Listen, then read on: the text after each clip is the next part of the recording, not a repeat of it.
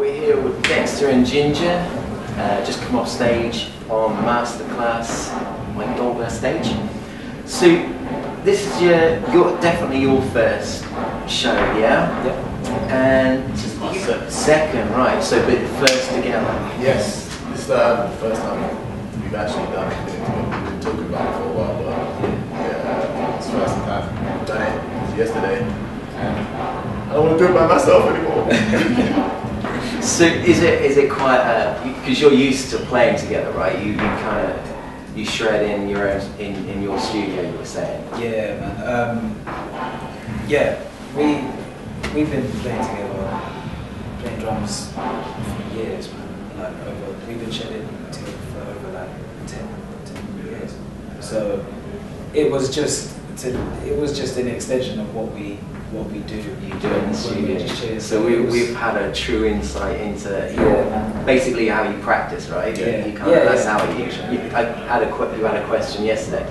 How do you practice or something like that along those lines? That's basically they saw how you did it. Yeah, is that? Yeah, basically it was just. But for me, it being my first time and stuff like that, it was pretty amazing, man. Yeah. So, no nerves, no. No nerves, man. Well, at first, I was more anxious and excited than I just wanted to get out there. Yeah, I mean, you're used to that kind of thing, like solo, like soloing in front of a crowd and stuff. Is that, I mean, with the Mike Dolbear young drummer that you like.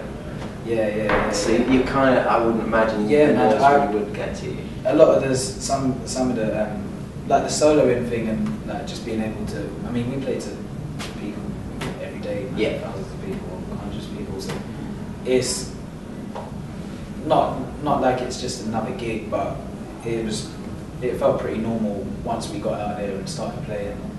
Great. So and it was cool, man, because I was able to look to my side and see my boy. So and like that. It's definitely a safety there. Yeah. And having Dexter there.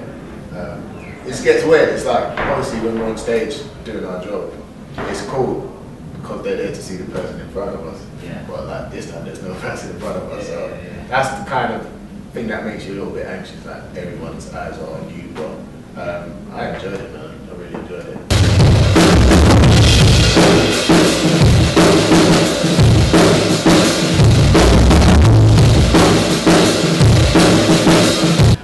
So, like one thing I was thinking was when you were talking about, like you were saying, like the gospel chops, which it basically is just a linear, like just linear phrasing. Yeah, that's correct. So, going along, like the church route as a non-church goer, what is the church route? Is it the same as like I basically got in a band with my mates at school? That was my first thing. Is that the same way? Like, how does the church route work? Yeah, it's like the church route is basically playing every Sunday, or if there's a midweek service, that's playing. Yeah, that's like your schooling. For some people, if you don't get like private tuition, that's your school. Right. For me, for a long time, that was how I developed playing with other people and getting into band situations with singer, being sensitive when they're singing, stuff like that. So, and it's not just hymns or anything. It's full on songs. Yeah, it's great stuff. Verses, bridges is like you have to learn songs and like a proper structure, which is kind of cool. I think, suppose, like in a teacher-student kind of way, you would just learn rudiments or chops. You would learn how to do a paradiddle or a double. With going that route, it's kind of cool that you would actually learn a structure of the song, which is what drummers are for. They're not. Who cares if you can do a paradiddle if Jessie J or is it Rita you're playing with? Right?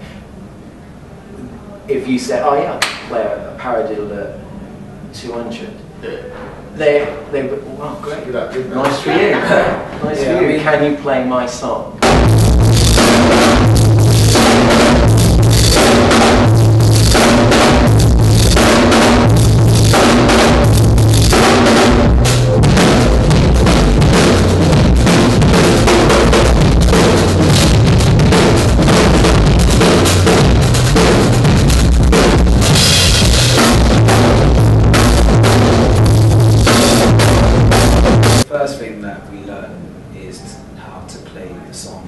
play for something. Like growing up for me, playing in church, if I did too much, I would just get the look. Yeah. It would just be like, You get used to it. yeah, you're doing too much. Yeah. You're overplaying.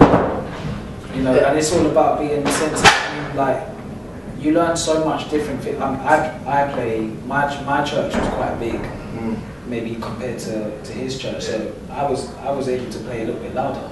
Right. And like his church, he probably had to play a little bit. So like we learn so much things, man. Like sensitivity and just how to react to what the singer's doing, what the band's doing. So a lot of that stuff we learn naturally, I guess.